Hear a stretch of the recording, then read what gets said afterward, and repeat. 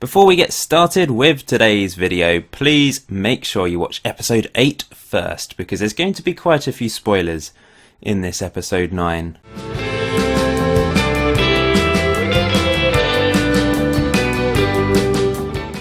So welcome to episode 9 of Regen Rovers. Hopefully those of you that haven't watched episode 8 yet have clicked away, because I'm just about to say, yes, we survived our first season with Regen Rovers. It was a miracle, wasn't it? Unbelievable stuff.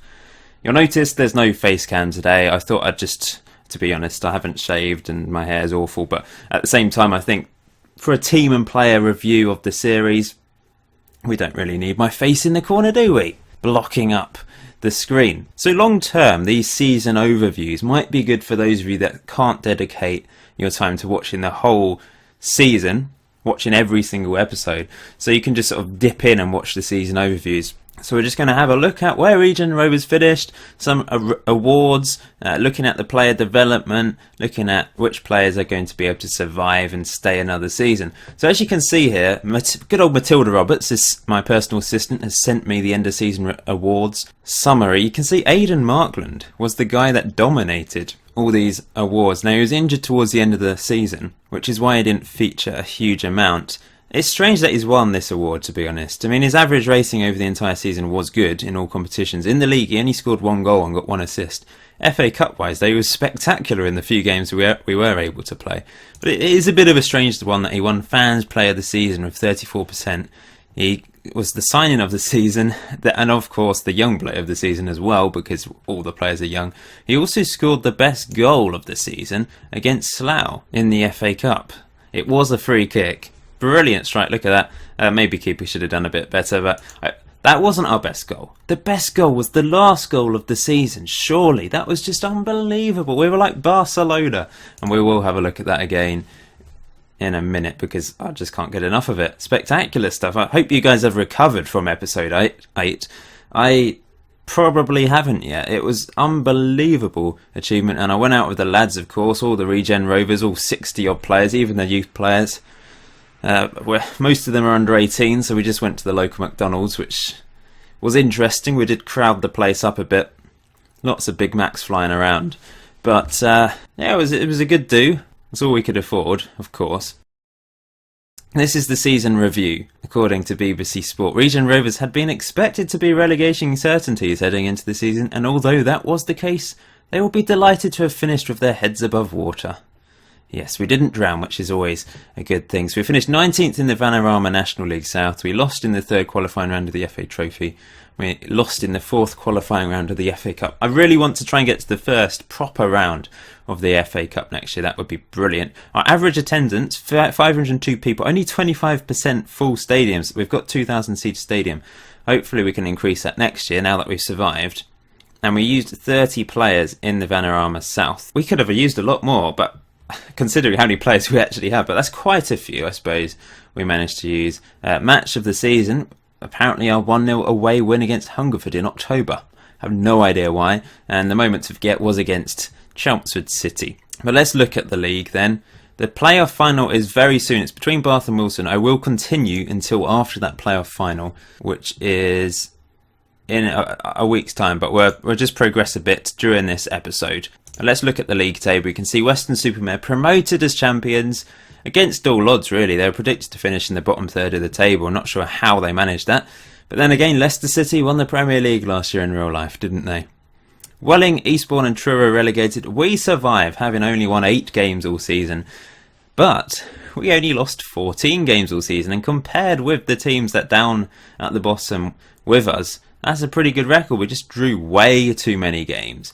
We scored 36 goals, which is the worst in the league. As you can see there, we do have a problem scoring goals. But conceding 50 is not too bad at all. Look, Weston-super-Mare promoted with 48 goals. So it's just a case of trying to find a goal scorer, trying to create opportunities, I guess. We actually had the 6th best defence in the league, considering how leaky my defence was at times and how useless they could be. That's not bad at all. Goal difference was okay in the end, -14. That's not bad for a team almost relegated. Welling are very unlucky, really, aren't they? They just had such a bad end of season run. Looking at the statistics, team statistics, so Bath scored the most goals, and they could still go up. They've got Wealdstone in the playoff final. Games without losing, though. We've gone 15 games without losing. That is insane. What a record that is. We've got the most red cards as well, 7. We've spent the most money, but that's because of the Creator Club process, of course. You guys probably understand that by now. We actually had the 5th highest amount of possession as well, 51.17%. So statistically, it's not bad at all. We just need to try and convert our defeats into wins. That is the key thing. Player-wise, though, I don't think we feature on this list. We probably feature on yellow cards or something like that. No, we don't. Dion Mills picked up 15 yellow cards this year, but he's not on that list. I assume some of them were cup yellow cards, and that's why. Top goal scorer, where is he? Stuart Fleetwood, 28 goals. Good record for him. Nixon also very good. Thing is, we can't sign any of these players because we're only signing regens, remember. End of season team meeting then. What do I say to the lads? I think we need to say well done in avoiding relegation. It's been a great effort and you all deserve a good break now. Make sure you're all back, fully rested, mid-table or maybe relegation battle. We're good enough not to be relegated next season, and that will be our likely target. I think it's likely to be a relegation battle again, realistically. That's what the players will be thinking anyway, so I need to boost their morale. There we go, that's worked well. And hopefully we can be better than that. End of season review from my chairman then. He's pretty much happy with everything. The new chairman, the new owner, of course, of Regen Rovers. Club finances, because I've hardly been spending any money in terms of wage budget. He's delighted with that and pretty happy with surviving this season, of course. Give youth a chance. That's the philosophy I added. I'm definitely giving youth a chance. I mean, all my players are young, and that's my yearly summary from Ross McConnell, who's only been here a month. In fact, I need to give him a new contract. I need him for at least another year. Let's put that down to 250. Let's get rid of that, actually. We need to save some money. I think he wants that included. There we go. Perfect. We've haggled a little bit. And the pre-season, when's that going to start then? Probably 5 weeks. We need 5 weeks. We need to play lots of friendlies. We want to keep the unbeaten run going in the Vanarama South as long as possible, don't we? I mean, we've done it for 15 games apparently. Let's keep it going into next season, but preferably win some games. So let's look at the squad then. This is the first team. There's a few players that are now 18 years old. Some players don't want to re-sign for me. Scott Curtis, for example, my backup keeper, but it doesn't matter. I've got plenty other players that can play. There will be players that won't sign a contract but will stay at the club on a rolling 1-month contract because no one else will come in for them. Will Carter's contract's running out, and I just feel that he just wasn't good enough for me. I don't see him becoming a decent left back. He's okay physically, but those technical attributes really let him down. And his average rating is not bad, 6.74. I don't know. Let's see what he wants. He doesn't want to stay anyway, so that deliberation was not required. But yeah, there's a few players that will be leaving. In the comment section below, let me know who was your player of the season. So the Golden FM YouTube Community Award, let's call it, for player of the season. Who do you think deserved to win that? Because obviously the fans within the game have gone for the Regen Rovers fans within the game have gone for Aidan Markland. But you guys watching, who's your player of the series? If we just have a look through some of the statistics, you can see the most capped player for Regen Rovers, the player that made the most appearances, was Liam Simmons. 46 starts. He didn't come off the bench at all for me. Yaya Domet, right back, made 44 starts as well. Goals wise, the top scorer was Jack Young, 11 goals. We need to find a couple of really good strikers. I think that is completely imperative to us doing anything next year. Joe Gordon was second top scorer with 5 goals. Assist wise, Jack Young was top as well, although his average rating wasn't as good as some of our players. Markland did get the highest average rating. Then it was Ben Jarvis. Then Grant Waugh, our goalkeeper, 38 appearances and a 6.91 average. It's not bad for a goalkeeper at all. He made a few cock-ups, but he's been decent overall. He's kept a few clean sheets towards the end of the season, hasn't he? And if we look at ability-wise, according to my assistant, Liam Simmons still leading the way. He's the best player in the team, although he is another one that could really make some cock-ups at the back sometimes. This is my team report. Let's look at squad depth. So striker, we are just really weak on. Liam Thompson can play there, but we need some out-and-out strikers to really improve. I don't know which tactics I'm going to go for. I might develop 3 completely new ones. Maybe some more traditional tactics is the best way to go next season. Left wing as well is a little bit weak. We've certainly got more right wingers. Stats wise, there's a lot of numbers here that are just making my eyes go all funny. But this is actually quite interesting when you look at it in depth. You can see various things, like apparently Kitlan Riley is our best player for passes succeeded this season, and the worst player is actually Liam Simmons. So you've got the team performance, best player, worst player. If you look at discipline, best player Liam Simmons, apparently worst player is Jack Young. What? Doesn't make any sense. Should it be Jack Young? Really? Ben Jarvis is our oldest player in the squad now. 18 years, 70 days old. Average age of the squad 17. Compared to the Valderrama South, 7 years younger than the average. Our tallest player is Dion Mills, the man mountain. And we've got lots of players currently on £0 a week. They're on non-contract, so they get paid when they play. The average wage of our squad is £55 per week compared to £230 for the division, so it's 25% of the division average. We've got no players that have been capped, of course, and all our players are from England, which is pretty amazing to be fair at the moment. I would like to have some Scots and Welsh and Irish players in here at some point, and obviously lots of other nationalities going forwards in the future. And comparison wise, I find this method of looking at things a little bit more confusing now with all these little bar charts instead of actual numbers. But interestingly, goalkeepers wise, we've got the highest average in the league with 13.5 between our 2 goalkeepers in the first team squad. But we have the lowest command of area. So if I hover over these things, you can see where we are based. So second for reflexes, best for handling, but other things like kicking, aerial reach and that sort of thing are the lowest. But I will have a look at this in more detail at the start of the next season. You can say we're just really low for the midfield apart from one thing. And attack wise, it looks good because we've only got 1 striker in Young, and he's got 12 on finishing now.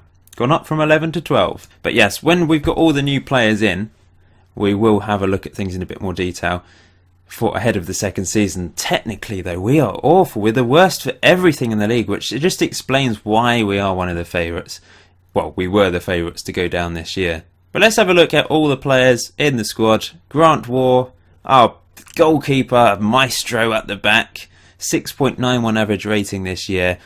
Attributes, I think, have gone up slightly. They need to keep going. All of these players, they need to go up for us to develop any decent players at this level. Scott Curtis will be leaving, although he might go to a rolling contract, like I said. Here's Joshua Yayadom, our right back, who technically is atrocious. Mentally is okay, physically is okay. 6.77 average rating in all competitions this year. Ricky Brennan, our backup right back, who once again technically is terrible.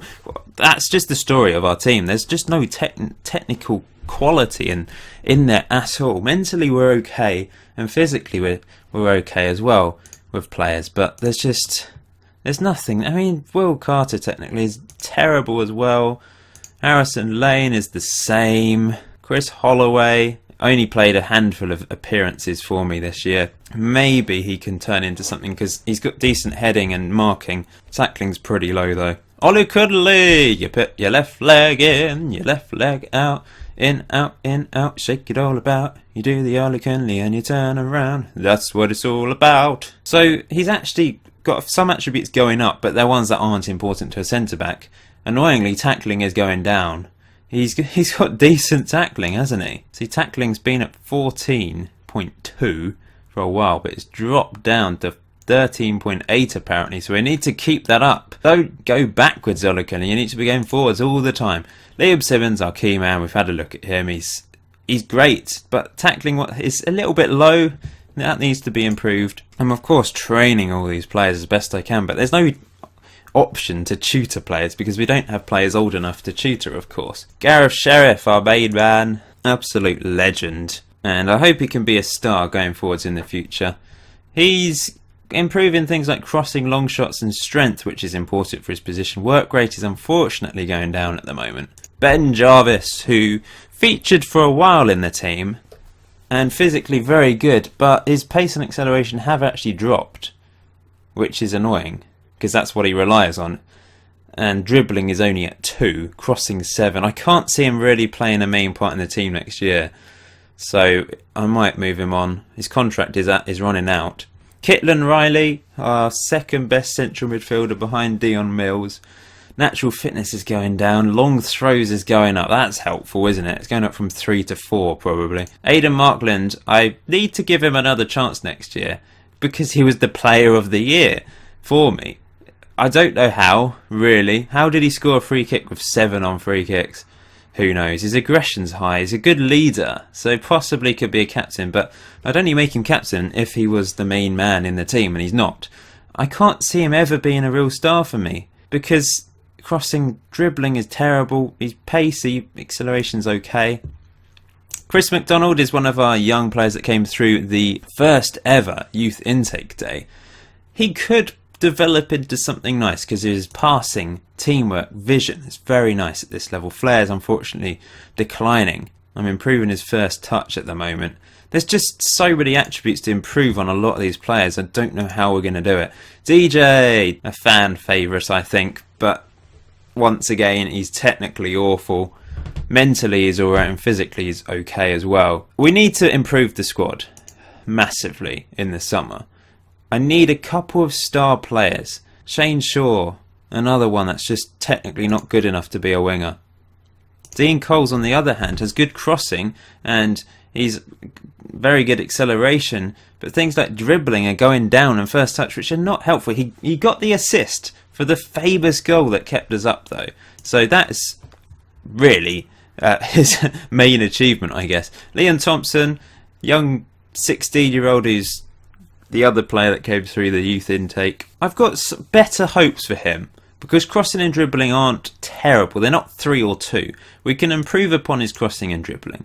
He's already physically very good and mentally alright. Once again, another player with very good aggression, although a high aggression rating isn't always good. Generally, it's not good at all, to be honest. Mark Johnson is next, who I don't think is going to do anything, to be honest, next year for us. Dr. Jones, the star, the one that kept us up. Looks terrible though, doesn't he? But he scored the crucial goal for us, so of course he has to stay at the club. Joe Gordon, I love this guy as well. He's one of my favourite players. Technically, he's good. Flair, technique, it's something different at this level, and he gets the odd goal and creates a few problems sometimes in the defence. Dion Mills, the man mountain in the middle, brilliant passing. By brilliant, I mean 13 at this level is brilliant, isn't it? Work rate, he works hard in the midfield and he's a bit of a leader as well. I think he's my vice captain. Danny Cook, who produced a couple of important moments this season for me. Scored 3 league goals, scored a few for the under-23s and under-18s as well. Another player with pretty low dribbling, but it's not as bad as some of our players. Crossing is okay as well. Alfie Doddington, I also love this guy, mainly because of his name, and he had a decent season for me. Managed to get 4 assists and 3 goals, 6.83 average rating in all competitions. And lastly, our striker, Jack Young. 12 and finish. He is improving. I think he can be a decent player. He's 18 years old now. Apparently he's best suited to being an advanced forward. But finishing's going... It has improved. Long shots, long throws, marking, passing, anticipation, composure, leadership, vision and acceleration are all improving. That's really impressive. And I just need to find another striker that could maybe play alongside him next year. And maybe I'll start to score even more goals.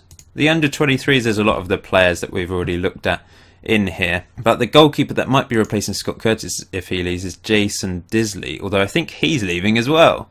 So we might have to rely on someone else like George Robson. Good reflexes in rushing out. Or we might have to sign another goalkeeper. We're going to have a look over the summer to see how many players there are available. How many regens available on a free. How many regens I can sign from other clubs for very little money. Or even get them on loan from other clubs if necessary. One guy I have high hopes for, Andrew Murray. He's got so many ones there. It's funny, but at the same time, heading, marking, tackling, all very good. He's getting better as a centre-back. Maybe he could be the partner for Simmons, because Olukunle, I don't know what's going to happen to him. Is he going to be good enough? I hope so. But maybe good old Andy Murray is going to give up tennis and be a Regen Rovers star in the future. Sean Pearce-Wright is just... At the start I thought he could be a decent player for me because of his free kick ability, but everything's going down. I think he wants quite a lot of money to stay at the club. £200 a game. That's not as bad as he was wanting before.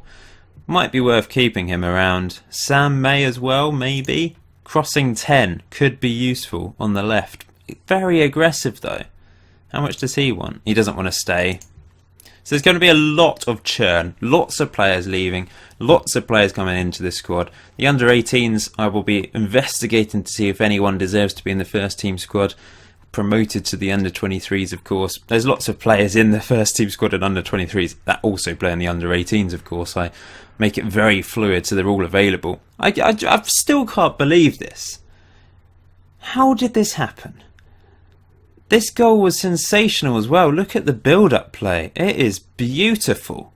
Absolutely beautiful. I want to see it with a different camera angle. Let's look at this from behind the goal. The new camera angle for FM17. It is delightful movement.